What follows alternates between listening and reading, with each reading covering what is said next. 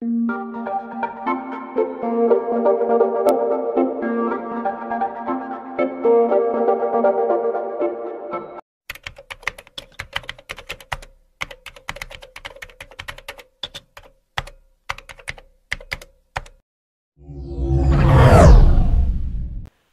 POV. Nagising ako nang maramdamang may tumunog sa tabi ko. Nakapikit na sinagot ko ang tawag. Hello? Inaantok kong bate sa kabilang linya. Who's this? Bakit ikaw ang sumasagot sa phone ni Warren? Matapang na tanong mula sa kabilang linya kaya mabilis akong napamulat ng aking mga mata. Napaupo ako sa kama. Wala na si Warren gayong kagabi. Nakatulog ako sa ibabaw niya pero phone niya ang hawak ko. Nawalang bigla ang antok ko nang tingnan ko ang screen at makita ko kung sino ang tumatawag. Napangiti ako. Sigurado kong di ko na kailangan magpakilala pa sa kanya. Bakit hindi? Anong kailangan mo? Pabalang ng tanong ko kay Amira. Ang aga-aga pero ang taas-taas ng boses niya. Are you Max? May iba pa ba? Why are you with Warren? Mas lalong lumaki ang ngisi ko. Di naman ako ganto dati pero ngayon feel na feel kong asarin siya. Gusto mo ba talagang malaman? Nakarinig ako na malakas sa sigaw mula sa kabilang linya bago naputol ang tawag. Mukhang may magwawala ng kaumagahan ngayon. Nag-inat ako bago tuluyang bumangon ng kama. Nasaan kaya ang lasenggong yon? Bakit di niya ako ginising? Nag-inat ako bago tuluyang lumabas ng kwarto ko pero napangiti ako na makita ko si Warren na nagluluto ng almusal sa maliit kong kusina. Mabilis siyang lumingon nang maramdaman ang presensya ko. Good morning. Malaki ang ngiting bati niya sa akin pero sinimangutan ko siya. Naupo ako sa harap ng mesa. Wala siyang pang-itaas na suot ngayon kaya kita ko ang bato-bato niyang tiyan. Mukhang kape na lang kailangan ko para mabusog ako. Pinilig ko ang ulo ko. Kailan pa naging malandi ang isip ko? Nahahawa na ako sa lalaking to. Nakita ko nakatitig lang siya sa akin. Kumunot ang noo ko na mapansin kong lunok siya ng lunok. Nauuhaw yata pero di naman gumagalaw. Masusunog na ang niluluto mo? Puna ko na makaamoy ako ng nasusunog na bawang. Malulusog. Masusunog? Nagtatarantang saad nito at nagmamadaling hinalo ang sinangag na niluluto. Tila parang di nito alam kung anong dapat unahing damputin. Hinayaan ko lang siyang magluto habang nakasunod ang tingin ko sa bawat galaw niya. Naalala ko noong mga panahong close kaming dalawa at hinahayaan ko siya sa loob ng apartment ko. Nagluluto rin siya noon para sa akin. Parang bumalik lang kami sa dati. Stop staring at me, Max. Biglang saad ni Warren kaya napaayos ako ng upo. Hindi kita tinitingnan. Mabilis sa tanggi ko pero ramdam ko ang pag-iinit ng pisngi ko dahil nahuli niya akong nakatitig sa kanya kahit nakatalikod siya. I can feel your eyes. Humarap siya sa akin at gumiti habang may hawak ng bandehado ng sinangag. Tinulungan ko siyang maglagay ng mga pinggan sa lamesa. Thanks for letting me sleep here last night. Anito na magsimula na kaming kumain. Umirap ako sa kanya. Kusa kang pumasok sa loob ng bahay ko. Lasing ka kaya wala na akong choice kundi hayaan kang matulog dito. Pagdadahilan ko sa kanya. Pwede ko naman siyang ipagtabuyan kung gusto ko, pero hindi ko ginawa dahil bala ko nang makipagbati sa kanya. Ngumiti siya sa akin pero di ako ngumiti pabalik sa kanya. Really? Hindi ka na ba galit sa akin? Gusto mo ba magalit pa rin ako? Nakataas ang isang kilay na tanong ko sa kanya. Mabilis naman tong umiling sa akin. Pero mabuti na lang at pumarito ako. You should always double lock your door. Paano kung ibang taong pumasok? Nag-aalala lang saad ko. Nakalimutan ko lang kagabi. Simpleng saad ko. Tsaka kung nag-double lock ako kagabi, sigurado ko hindi siya nakapasok. Saka bakit dito ka pumunta? Because I want to see you. Tumaas ang kilay ko at pilit pinigilang mapangiti. Lasing kang nagmaneho? No, hinatid ako ng driver ni na 6. Dapat sa bahay niyo na lang ikaw nagpahatid. May naghatid naman pala sa kanya, di pa dumiretso sa bahay nila eh. Kala ko tuloy kagabi kung sino na namang nakapasok sa apartment ko. Tinawagan kita kagabi pero si Joseph ang sumagot. Sabi niya magkasama kayong dalawa. Na kay Joseph pa rin nga pala ang phone ko dahil hindi niya binalik sa akin kagabi. Kaya malamang ito ang sasagot sa tawag ni Warren. Pero bakit niya sinabing magkasama kami? Close ba talaga kayong dalawa? Curious na tanong nito. Hinuhuli pa niyang tingin ko kaya't sinalubong ko ang mga mata niya. Oo, mabait siya at di ko na ituloy ang sasabihin ko nang mapasimangot ito. Mabait? Mabait si Joseph.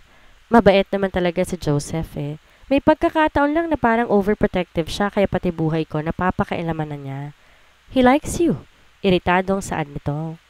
Medyo natigilan ako sa sinabi ni Warren pero agad din akong nakabawi. Ramdam ko naman yon. Pero dahil kaibigan ang turing ko kay Joseph, ayokong bigyang mali siyang lahat. Ano namang masama? Bawal na bang may magkagusto sa akin? Mas lalong nalukot ang mukha nito. I am not saying na bawal. Hindi ko sila masisising magkagusto sa'yo pero tumaas ang kilay ko para sabihin sa kanya na ipagpatuloy niyang sasabihin. Ayoko ng may kahate. I don't wanna share what's mine, Max. Natawa ako na may halong pagkainis sa sinabi niya. Hindi mo ako pagmamayari. Ngumisi ito. Hindi pa. Lasing ka pa ba? No, but I want you to know that I will not stop chasing you. Chase mo mukha mo. Ani ko at nagpatuloy sa pagkain. Nakikipagbati pa lang ako sa kanya pero siya nang babakod na kaagad. Iba rin. Are you still mad at me? Uminga ako ng malalim at tinitigan siya. Galit? Siguro. Pero dahil mas inis ako kay Lauren, kalilimutan ko ang nagawa niya para mas asarin ang malditang babaeng yon. Max, let me explain. Alam kong dapat, dati ko pa sinabi sa'yo lahat, pero gaya ng sinabi ko, Amira was just my ex. We almost had a child pero namatay ang batang nasa sinapupunan niya dahil sa akin. When she was pregnant, we had an argument. Binala ko siyang ihatid sa bahay nila nang pigilan niya ako. Nagtatalo kami sa biyahe hanggang sa hindi ko nakita ang makakasalubong namin at bumangga kami. Nalaglag ang bata at di niya yun matanggap kaya dinala siya ng ina niya sa ibang bansa. Nalaman ko nagkaroon siya ng depression dahil sa nangyari. I felt sorry for her. It was my fault why we lost our baby. That's why I still treated her nice when she came back. But I have no intention to be with her again. Dahil bago pa siya umalis, tapos na kung ano mang meron kami. At bago pa siya bumalik, wala na ako ibang gusto kundi ikaw. I'm sorry kung nasaktan kita dahil hindi ko agad na ipaliwanag sa iyong lahat. Mahabang paliwanag niya habang mataman lang naman na nakikinig ako sa kanya. Inayaan ko siyang magpaliwanag. Siguro isa yon sa mga bagay na di ko ginawa dati dahil nasasaktan ako. Sobrang paasa kasi niya. Sasabihin akong gusto pero kay Amira pumupunta. Pero ngayong narinig ko na ang paliwanag niya, medyo nabawasan ang inis ko sa kanya. Aminado kong talagang sinarado ko ang mga tenga ko para sa kanya.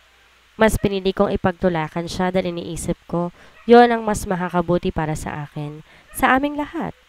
Pero dahil na rin sa sampal ni Lauren, kaya medyo natauhan ako. Ibig mong sabihin, na wala ang anak sana ninyo kaya kayo naghiwalay? Pagkaklaro ko. Yun ba talaga ang tunay na dahilan? Naalala ko ang mga post niya dati, yung he is an angel now. Anak nila ni Amira ang tinutukoy niya. At gaya ng sinabi niya, guilty siya nang mawala ang bata dahil siya ang nagmamaneho ng mga oras na yon. Hindi nang halata sa kanya pero siguro sinisisi niya ang sarili niya sa pagkawala ng anak nila. Pero bakit sila naghiwalay? Hindi ba dapat mas nanatili siya sa tabi ni Amira dahil nasasaktan to ng mga oras na yon? Naghiwalay na kami nang malaman niyang buntis siya. Pero para sa bata, sinubukan naming muling ayusin ang relasyon naming dalawa. Pero lahat ng babaeng nakikita niya nakausap ko, kahit tungkol sa trabaho inaaway niya. She even threw coffee to one of my clients because she's jealous. When in the first place, I caught her cheating on me. That's why we break up. Ibig sabihin, natatakot si Amira sa sarili niyang multo. Natatakot siyang gawin ni Warren ang ginawa niya. Nagawa ka niyang lokohin? Di makapaniwalang tanong ko sa kanya. Hindi ko inaasahan na magagawa ni Amira yon kay Warren. Lalo na kahit di pa kami masyadong magkakilala, alam ko na baliw siya kay Warren. We started as fuck buddies until we decided to give it a try. Kaso masyado ako naging busy sa trabaho, lalo na't nagsisimula pa lang kong matutunan lahat sa pagpapatakbo ng negosyo ng pamilya. Maybe she tried to get from someone the attention that I cannot give. Habang nakikinig ako sa mga sinasabi ni Warren, di ko mapigilang maasar kay Amira. Nasa kanya na si Warren dati, pero nagawa pa niyang magloko, tapos maghahabol siya ngayon? Tama lang pala ang desisyon ko. Busy si Warren pero sapat na bang dahilan yon para hanapin niya sa ibang atensyon na gusto niya? Buong akala ko si Warren ang nagloko pero baliktad pala. Eh ano? Ano naman ngayon? Mahal mo pa ba? Biglang naubo si Warren sa tanong ko kaya mabilis tong uminom ng tubig. Baka naman lasing lang siya kagabi kaya sinabi niyang ako ang mahal niya. Mabuti na yung malinaw. Ayoko nang umasa ulit. Tapos nga naman pala.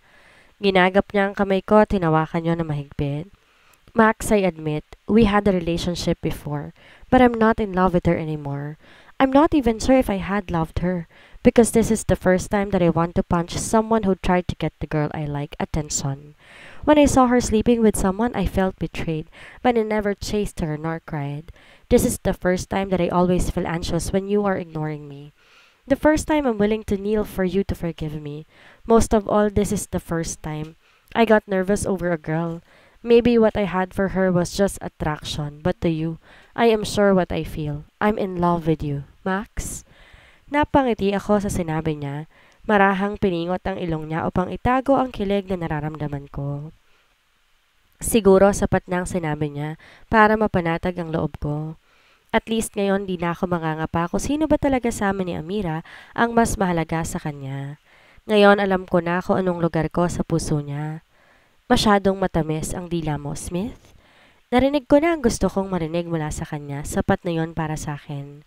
Really? Do you love the taste of it? May nakakalokong ngiti sa mga labi nito kaya umirap ako sa kanya. Di talaga mawawala ang pagiging mapang-asar niya. Gusto mo bang palayasin kita ngayon? Kunwaring pagsusungit ko sa kanya. Umiling to sa akin at gumiti. Magana tong kumain kaya napangiti na lamang ako. Siguro kung nakinig ako sa kanya dati pa at hindi ako nakinig kay Lauren, baka maayos ang relasyon naming dalawa. Pero nasaktan kasi ako sa ginawa niya. Sinasabi niyang gusto niya ako, pero isang tawag lang ni Amira pumupunta kaagad siya at iniiwan ako. Paano kung tawagan ka ulit niya ngayon? I already told her to stop calling me. I am no longer available to console her. I'm sorry for what I did before. I'm sorry if I made you feel less important.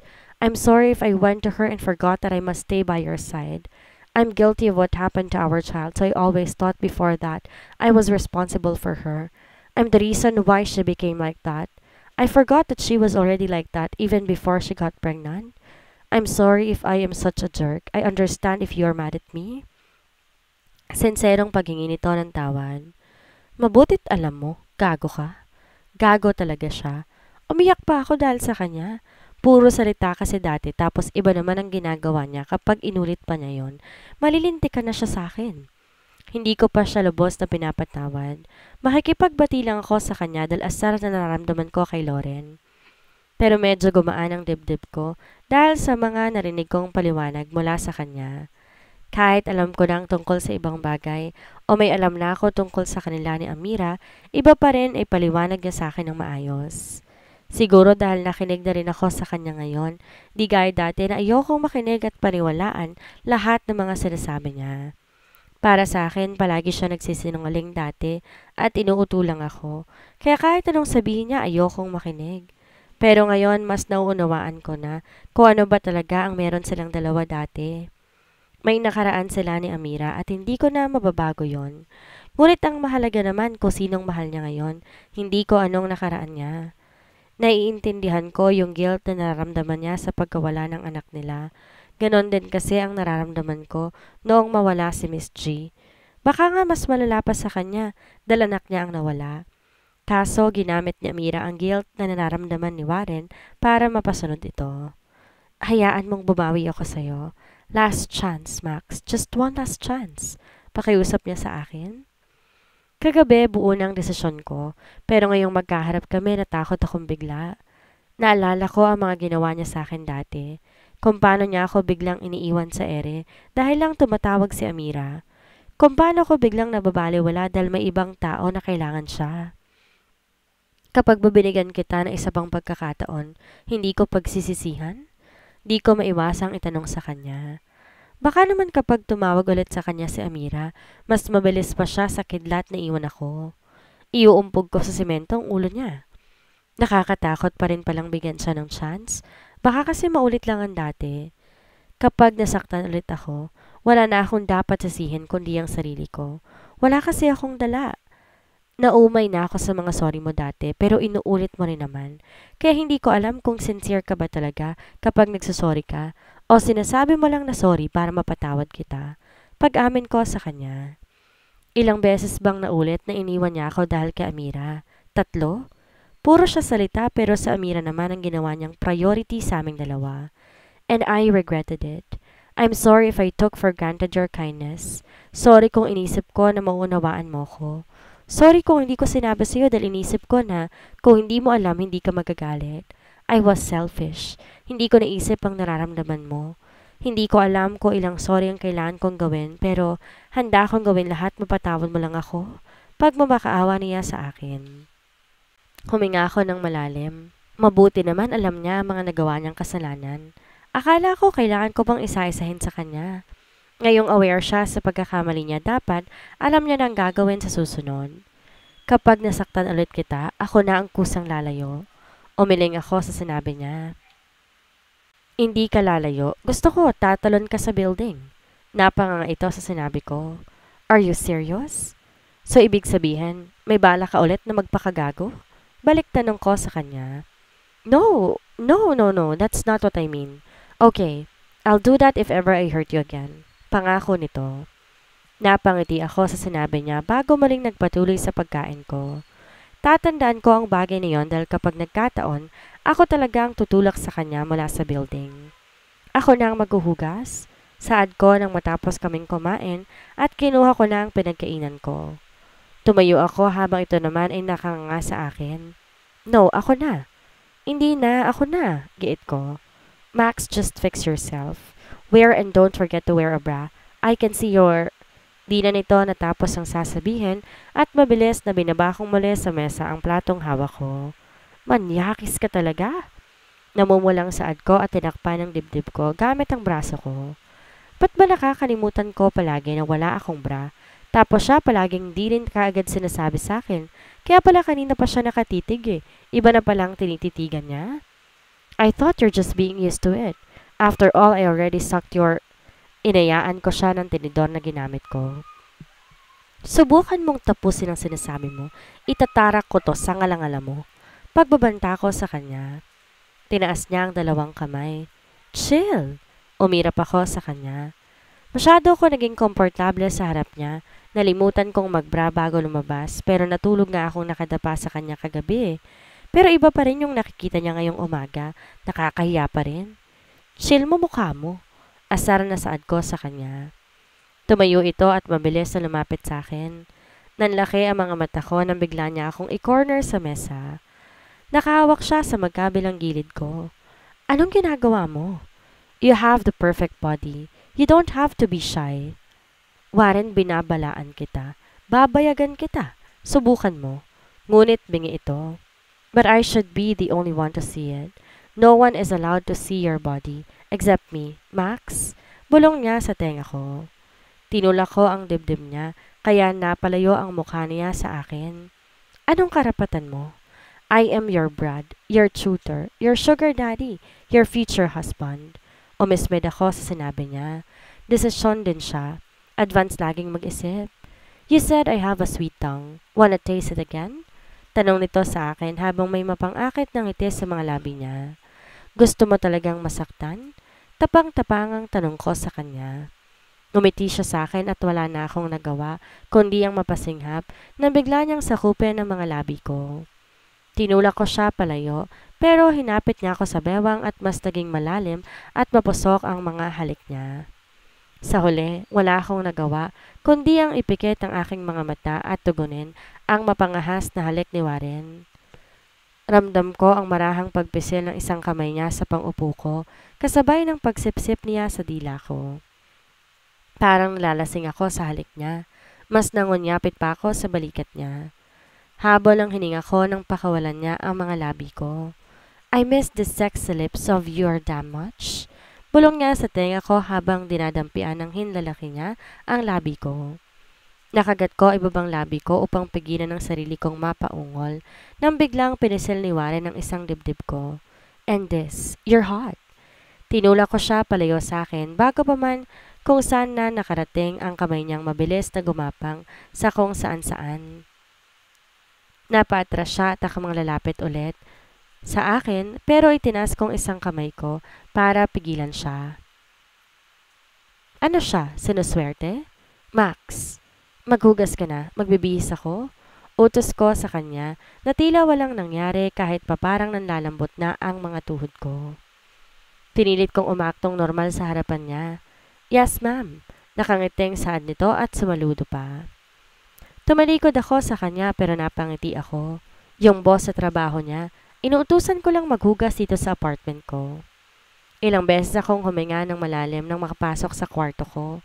Muntik na akong magpadala sa mga halik niya. Binatukan ko rin ang sarili ko. Ganito ba talaga ako karupok pagdating sa kanya? Sayang ang ilang buwan kong pagmamatigas. Pero nagdesisyon na ako kaya hindi ko na po pwedeng bawiin pa. Napatingin ako sa phone ni Warren. Lalo akong napangiti. Sigurado akong mas magwawala ngayon si Amira. Are we okay now? Tumango ako. Are you my girlfriend now? Umiling ako. But I thought you're giving me one last chance. Oo, last chance para patunayan ang sarili mo. Nagsorry na siya sa akin pero pakiramdam ko hindi yun sapat. Mas lalong hindi ko siya boyfriend. Manligaw muna siya.